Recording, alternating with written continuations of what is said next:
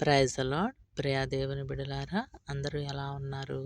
బాగున్నారా? ప్రభు నామములో మీరందరూ బాగున్నారని ఆశిస్తూ, ఈ జులై మాసమంతా దేవుడు మిమ్ములను మీ కుటుంబాలను దీవించాలని మనస్ఫూర్తిగా కోరుకుంటూ, ఈరోజు మన కొరకు ఏర్పాటు చేయబడిన దేవుని వాగ్దానం, గొర్రెల కాపరి వలె ఆయన తన మందను మేపును, తన బాహువుతో గొర్రె పిల్లను కూర్చి రొమ్మున ఆనించుకొని మోయును, పాలించు వాటిని ఆయన మెల్లగా నడిపించును. యెషయా గ్రంథము 40 అధ్యాయం 11వ వచనంలో. ప్రియా దేవుని బిడ్డలారా, మరి ఈ వాక్యంలో మనకు ఆయన గొర్రెల కాపరి, ప్రధాన కాపరి. మరి కీర్తన గ్రంథంలో కూడా దావీదు గారు ఆయన గురించి చక్కగా రాశారు. యెహోవా నా కాపరి, నాకు లేమి కలగదు. ఆయన పచ్చిక గల చోట్ల నన్ను పరుండ చేయును. ఆయన మనలను గొర్రెల వలె ఆయన మందను గొర్రెల కాపరి మందను కాయినట్లుగా ఆయన బిడలను ఆయన రొమ్మున ఆంచుకొని మనల్ని కాయుచున్నాడని, మనకి ఏ అపాయము రాకుండా, మనకి ఏ హాని కలగకుండా, మనం ఎటువంటి ఇరుకులు, ఇబ్బందులు, సమస్యల్లోనికి వెళ్ళకుండా ఆయన అనుదినము కూడా మనల్ని కాచి కాపాడి ఆయన పాలిస్తాడంటండి. పాలించి ఆయన నడిపించే దేవుడు. ఆయన పాలించి వాటిని మెల్లగా నడిపించును. ఎంత గొప్ప దేవుడండి! ఆయన మన పట్ల చూపించే ప్రేమ, మరి ఈ లోకమును ఎంతగానో ప్రేమించాడు ఆయన. ఆ లోకంలో ఉన్న మనలను ఆయన ఇంకా బహుగా ప్రేమించి, ఏ అపాయానికి మనం గురి కాకుండానట్లు, ఎటువంటి ఆపద మనకి రాకుండానట్లు ఆయన నడిపించి, చేయి పట్టి నడిపిస్తానంటున్నాడు. మరి అలాంటి గొప్ప దేవుణ్ణి మనం కలిగి ఉన్నాము గనక మనం ఎంతో ధన్యులము. ఈ ఉదయకాల సమయంలో ఎంతమంది ఆయన కొరకు ఆయన చేయిని పట్టుకోవాలని, ఆయన రొమ్మున ఆనుకోవాలని, ఎంతమంది మనము ఈ లోకం నుంచి ప్రత్యేకించబడి ఆయన కొరకు మనం ప్రార్థించే వరంగా ఉన్నాం. మన కొరకు, మన బిడ్డల కొరకు ప్రార్థించే వరంగా ఉన్నాం. ఆయన సన్నిధిలో మనము గోజాడే వరంగా ఉన్నామా? ఆయనను అడిగే వరంగా ఉన్నామా? మనకి ఏదైనా కష్టం వచ్చినప్పుడు, శ్రమ వచ్చినప్పుడు మాత్రమే మనము ఆయన పాదాల చెంతకు వెళ్తామండి. అలా కాదు, అనుదినము మనం ప్రార్థించాలి. ఉదయాన్నే లేచిన వెంటనే ప్రభుతో మాట్లాడాలి. మొట్టమొదటిగా మనం మాట్లాడే వ్యక్తి మన దేవుడై ఉండాలి. ఆయనతో నీవు మాట్లాడి, ప్రతి ఒక్క సమస్యను ఆయన చేతులకు అప్పగించితే ఆయనే సమస్తాన్ని చూసుకునే దేవుడు. నిన్ను నడిపిస్తానంటున్నాడు, నీతో మాట్లాడతానంటున్నాడు.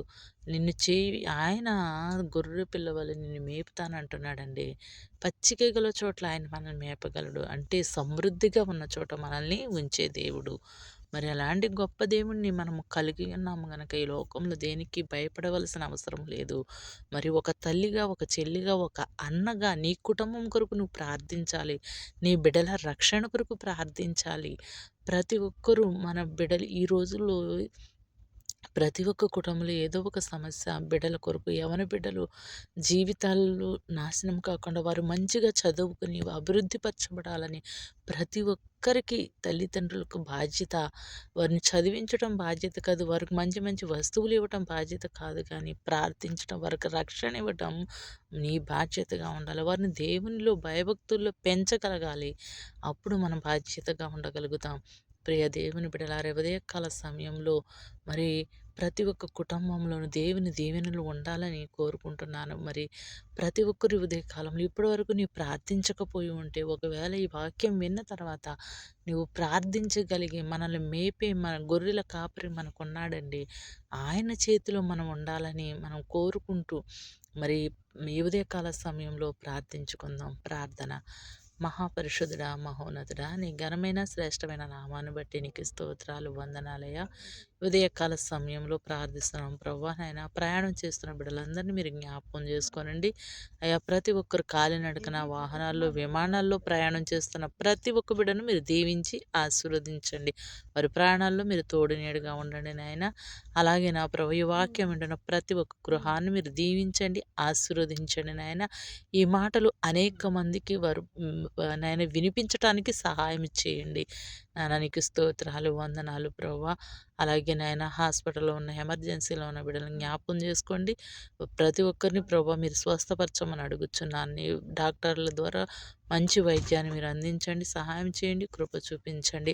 ఉదయకాల సమయంలో ప్రతి ఒక్క బిడ్డతో మీరు మాట్లాడమని అడుగుచున్నాను నాయన. ప్రతి ఒక్క గృహాన్ని మీరు దర్శించండి నాయన. ఎవరికి ఏది అవసరమో మీకు తెలుసు. వారి అవసరతలను మీరు తీర్చి సహాయం చేసి కృప చూపించమని ఉదయకాల సమయంలో ప్రభువా ప్రతి ఒక్క బిడ్డతోని మీరు మాట్లాడి నాయన. ప్రతి ఒక్కరూ విరిగి నలిగిన హృదయంతో ప్రభా నిన్ను స్తుతించి ఆరాధించే భాగ్యాన్ని దయచేయండి. ఎవరు ఎటువంటి బలహీనతతో శోధించబడుచున్నారో నీవు చూచుచున్నావు నాయన. ప్రతి ఒక్కరిని మీరు స్వస్థపరచమని అడుగుచున్నాను. గాయపరచువాడని నేనే, గాయములు కట్టువాడని నేనే అన్నావు తండ్రి. నాయన కిడ్నీ ప్రాబ్లమ్స్, నాయన లివర్ ప్రాబ్లమ్స్, హార్ట్ ప్రాబ్లమ్స్‌తో అనేకమైన బలహీనతలతో శోధించబడుచున్న ప్రతి ఒక్కరిని నజరేయుడైన యేసు నామములో స్వస్థపరచమని అడుగుచున్నాను తండ్రి.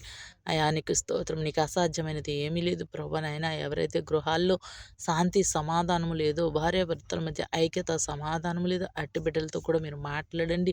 వారికి శాంతి సమాధానము దయచేసి నీ నామంలో వారి కుటుంబాలను కట్టమని అడుగుచున్నాను ప్రభువా.